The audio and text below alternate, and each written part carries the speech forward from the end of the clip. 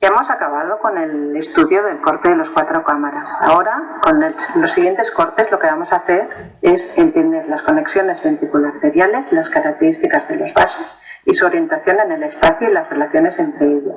Con ello, lo que queremos es poder detectar las anomalías conotruncales. Debemos saber que la mayoría de cardiopatías conotruncales van a cursar con un 4 cámaras normal o con muy poca repercusión.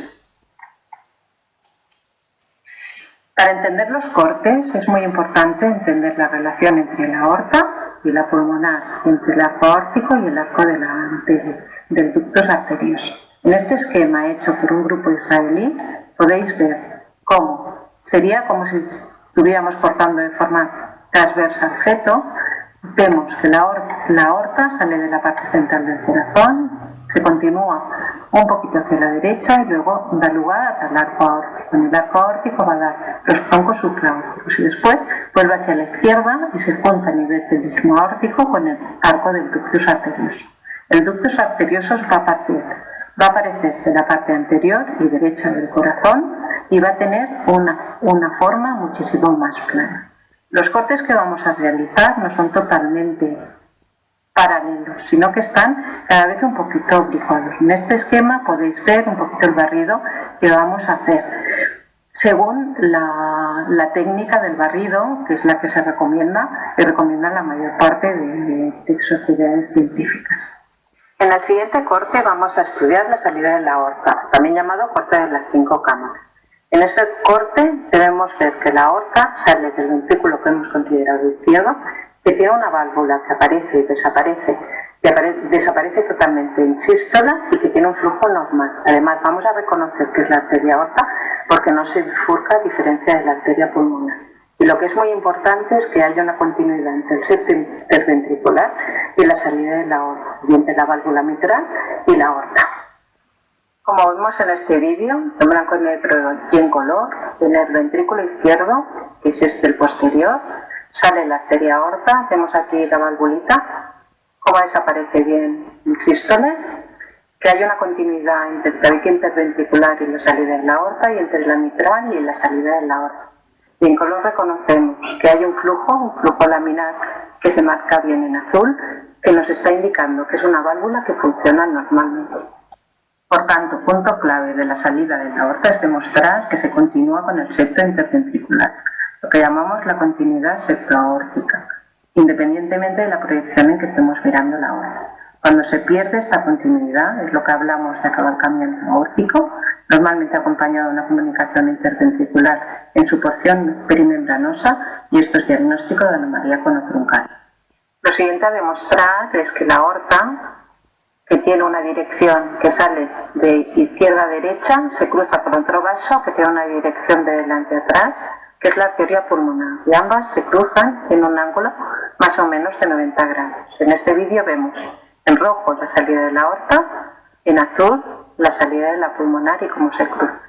El siguiente punto a mirar es la relación entre el tamaño de la aorta y el tamaño de la pulmonar, que asemanamente son más o menos similares. En este vídeo, de resumen, vemos una aorta que sale del ventrículo morfológicamente izquierdo, que está situado en la parte posterior, anterior es derecho, que se continúa del septo interventricular en su porción membranosa, que tiene una continuidad intermitral y que si mencionamos en color, tiene una valvulita que desaparece bien en sístole y que mantiene un flujo sin aliasing y sin turbulencias. Por tanto, nos está mostrando una aorta que sale del ventrículo izquierdo y que es funcionalmente normal. El siguiente corte es para estudiar la salida de la pulmonar, también llamado como corte de los 3 vasos. En este corte lo que vamos a estudiar es la arteria pulmonar. Vamos a demostrar que la arteria pulmonar va a salir del ventrículo reconocido como derecho. Vamos a reconocerla porque se bifurca precozmente. Vamos a ver que se cruza de forma adecuada con la arteria aorta y que da sus 2 ramas. Además, debemos fijarnos en que tenga una válvula que sea morfológicamente correcta y que tenga un flujo normal. Como vemos en estos vídeos, vemos un vaso que viene de delante a atrás con una valvolita que vemos aquí, icogénica, que desaparece bien el sístole, que se bifurca precozmente. Primero da una rama derecha que pasa por detrás de la arteria aorta y de la vena cava superior, y luego da una segunda rama que es la rama izquierda, y ambas se rellenan de forma anterior.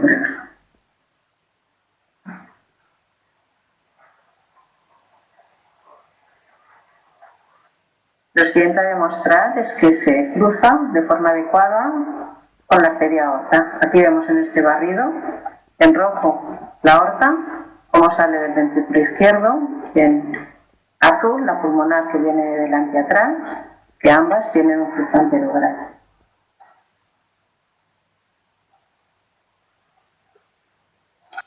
Lo siguiente a evaluar va a ser el tamaño relativo entre las estructuras que podemos ver en este corte. Sabemos que en semana 20 la relación entre la aorta y el tamaño de la aorta y el tamaño de la pulmonar va a ser más o menos 1, pero que a medida que avanza el embarazo, las cavidades derechas van a tener una cierta predominancia, de forma que vamos a encontrar que la arteria pulmonar va a ser discretamente mayor que la arteria aorta, sobre todo en el tercer trimestre. En semana 20 vamos a ver que la arteria pulmonar es del mismo tamaño, discretamente superior que la arteria aorta, y la aorta es discretamente mayor que la vena cava superior. A modo de resumen, vemos este vídeo. De la parte izquierda, que es el ventrículo izquierdo, sale la arteria aorta. De la parte derecha, más anterior, sale la arteria pulmonar. La pulmonar la reconocemos porque se bifurca de forma precoz, dando sus ramas derecha y su rama izquierda. La válvula desaparece bien en sístole y es un poquito mayor de tamaño que la aorta, que la vena cava superior, y que se rellena de forma anterograda. El siguiente corte son los cortes más altos. En este corte lo que vamos a ver es la relación entre los diferentes planos y nos permite estudiar de forma adecuada su relación. Vemos que la pulmonar se continúa con un gran vaso, que es el ductus arterioso, que se va a unir en la zona más posterior con el istmo aórtico. El segundo vaso que vemos, que lo veíamos ya en el corte anterior, es la arteria aorta. La arteria aorta, en este corte lo que vamos a ver es un fragmento del arco aórtico hasta su porción ístmica, y el tercer vaso que vemos es la vena cava superior. La ventaja de este corte que describió Jagel es que podemos ver en el mismo corte una serie de estructuras que podríamos ver solo si hiciéramos unos cortes longitudinales. Vemos las dos, la cava superior, vemos el arco aórtico en su porción más posterior que llega hasta el istmo aórtico, y vemos el arco del ductus. Es el corte de los tres vasos o corte de la V. En este corte lo que debemos reconocer es que están todos los vasos y de forma y relación adecuada. Vamos a ver, de izquierda a derecha veremos la arteria pulmonar que se continúa con el ductus arterioso, la arteria aorta que se continúa con el arco aórtico, y al lado vemos la vena cava, y todo ello a la izquierda de la tráquea. La tráquea la vamos a ver como una estructura con un halo sonolucente y un centro econegativo. Es muy importante además que demostremos que tanto la aorta como la pulmonar presentan un flujo anterógrado y que se juntan en la zona del istmo aórtico. Como vemos en este vídeo, en estos vídeos están cogidos de forma, lo que llamamos un corte apical, el que entrando por la punta del corazón, vemos que de la parte más anterior, con una orientación antero-posterior, vemos la arteria pulmonar, al lado la arteria aorta, y cómo se juntan a nivel del istmo aórtico, y que ambos vasos presentan el flujo, un flujo en azul en este caso, que es un flujo anterógrado. Al lado vemos la tráquea, que es esta estructura de aquí, y el arco aórtico, que está situado a la izquierda, que es la sustracción fisiológica. El color con que se dibuja la aorta y la pulmonar va a depender de la posición del feto, porque dependen de la dirección del flujo. Si estamos entrando en el corazón por la punta, es lo que llamamos una proyección, que hemos comentado antes, apical, los flujos se van a dibujar en azul. Si tenemos el corazón en una proyección que llamamos basal, cogida desde arriba, los flujos se van a rellenar en rojo. Si la insonación es totalmente transversa, puede ser que no se nos rellene y veamos la aorta que se rellena en rojo en su porción de salida y en azul en su porción de arco transverso. Todas estas situaciones nos están hablando de un flujo aórtico y pulmonar fisiológico y normal. Lo importante de este corte es que nos va a permitir saber si una cardiopatía es estructurodependiente o no. Y esto nos va a condicionar el manejo postnatal de este feto. Sabemos, por otra parte, que toda la sangre que pasa por cavidades izquierdas va a salir por la aorta y toda la sangre que pasa por cavidades derechas va a salir por la pulmonar. Conocemos también que hay unas estructuras vitales para el feto, como son las arterias coronarias, que están al inicio de la arteria aorta, y las ramas pulmonares, que deben ser irrigadas siempre. De forma que cuando tenemos una obstrucción severa de corazón izquierdo, como es en el caso del vídeo, a la derecha abajo, se van a rellenar las arterias coronarias con un flujo retrógrado que va a venir desde la pulmonar y a través del istmo aórtico. Cuando tenemos una obstrucción derecha, como en el vídeo, izquierdo inferior, se van a rellenar las ramas pulmonares por un flujo también retrógrado a través de la arteria aorta. En este corte también nos va a permitir ver las anomalías de los arcos. Como en este caso, que tenemos el corte de la V un poquito más arriba, vamos a ver la salida de la subclavia en su posición fisiológica, como vemos aquí, y aquí una arteria subclavia aberrante, que vemos un vaso retrotraqueal, aquí lo veis en rojo, vemos la tráquea aquí, y que si lo ensenamos tiene unas velocidades altas, porque es una arteria subclavia aberrante. Para repasar, vemos este vídeo, izquierda a derecha, vemos la arteria pulmonar que se continúa con el ductus arterioso, la aorta y el arco transverso, que se juntan en la porción posterior, que es el istmo aórtico, como se rellenan de forma anterógrada en el fondo azul, al lado de la vena cava y por delante el timo. Y por detrás vemos esta estructura sonoluscente que queda a la derecha del arco aórtico, que es la tráquea. Por tanto, podemos decir que la exploración del corazón del feto va a ser un barrido que va a empezar en el abdomen hasta los cortes más altos a nivel del cuello del feto. Como vemos en este vídeo, empezamos en el abdomen, vemos el situs, que sea correcto, luego subimos a 4 cámaras, el corte de 5 cámaras, y el corte de los 3 vasos, el corte de la V. Debemos hacer un barrido, tanto en blanco y negro como en color, para poder demostrar la normalidad de todas las estructuras. Hemos acabado ya la exploración básica del corazón, ahora vamos a adentrarnos un poquito en ecocardiografía un poquito más avanzada. Vamos a hablar de cortes avanzados, hablaremos también de doppler transvalvular y un poquito una pincelada de modo M.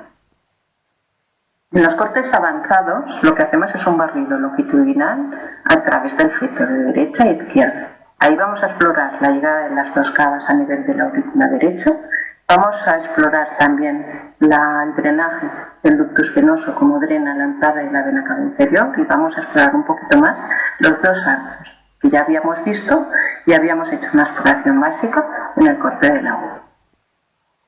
De los cortes avanzados, de lo que se trata es de hacer un barrido de derecha a izquierda, un barrido longitudinal. Primero lo que vamos a ver a nivel de la derecha es la vena cava inferior y superior que llegan a aurícula derecha. Luego vamos a ver cómo de la parte central sale la aorta, que se continúa con el arco aórtico. En el arco aórtico vemos los troncos supraaórticos. Por debajo del arco aórtico vemos la rama derecha de la arteria pulmonar, cómo mantiene un flujo anterógrado y que da flujo a los troncos supraaórticos y se continúa con la aorta torácica y aorta abdominal. Más adelante, en la parte anterior, vemos que del ventrículo derecho sale la arteria pulmonar, que se continúa con el ductus arterioso, que da lugar al arco del ductus arterioso, que se continúa con la arteria aorta. Y que de la vena umbilical aparece el ductus venoso, que va a drenar a vena cava inferior. Lo siguiente que vamos a ver es cómo utilizar el Doppler pulsado. Si queremos insonar las válvulas atrioventriculares, la mitral o la tricúspide, lo que vamos a hacer es colocar el cursor del Doppler pulsado justo por debajo de la válvula, como vemos en esta foto. Y lo que vamos a estudiar es el paso de la diástole ventricular, que es el paso de sangre de la aurícula al ventrículo. Cuando utilizamos el Doppler pulsado, que vamos a medir velocidades, es importante que el ángulo de insonación sea adecuado. Consideramos adecuados ángulos de insonación inferior a 20 grados. La onda de flujo de paso de la sangre de los aurícula a ventrículo tiene una forma doble, como veis aquí. Es lo que llamamos como onda EA. La primera porción, que es E de Ehrlich, nos marca el paso pasivo de sangre de aurícula a ventrículo. Y la segunda parte es lo que nos refleja la contracción auricular, que es la onda A. La onda E, a medida que pasa el embarazo, tiene más predominancia. Y al final del embarazo, la onda E y A se igualan. Aquí vemos en este vídeo que la insonación la podemos hacer tanto a nivel de la mitral como a nivel de la tricúspide, y las ondas son muy semejantes. Vemos también estos clics que aparecen cuando aparece la insonación. Estos clics nos informan de la apertura de las diferentes válvulas. También podemos insonar las válvulas semilunares, y esto nos va a informar de cómo funcionan estas válvulas. Como veis en el vídeo, el Doppler color nos va a ayudar para saber el lugar de insonación, que va a ser justo después de la válvula. También es importante, porque vamos a medir velocidades, que tengamos un ángulo de insonación adecuado. Y aquí veis la forma que presenta la onda de velocidad de flujo de la arteria aorta. Aquí podemos medir velocidades. Las velocidades normales, fisiológicas de una onda que funciona bien debe ser inferior a 120 centímetros por segundo. Y es un parámetro que va variando y va aumentando a medida que pasa el embarazo. Lo mismo podemos hacer de la válvula pulmonar. Aquí vemos un corte longitudinal donde vemos que la arteria pulmonar sale de la parte más anterior del corazón y lo insonamos. Y tenemos una onda semejante a la onda de la arteria aorta, pero que siempre va con velocidades discretamente más bajas, aunque el límite superior ha de ser inferior a 120.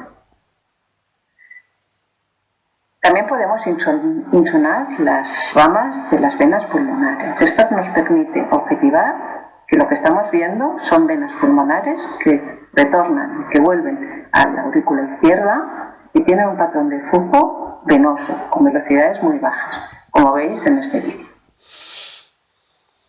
Solo nos queda ver un poquito explicar el modo M. El modo M nos permite hacer una aproximación al movimiento de diferentes estructuras a través del tiempo. Es un método muy antiguo que ya se utilizaba hace muchos años para ver un poquito la función del corazón.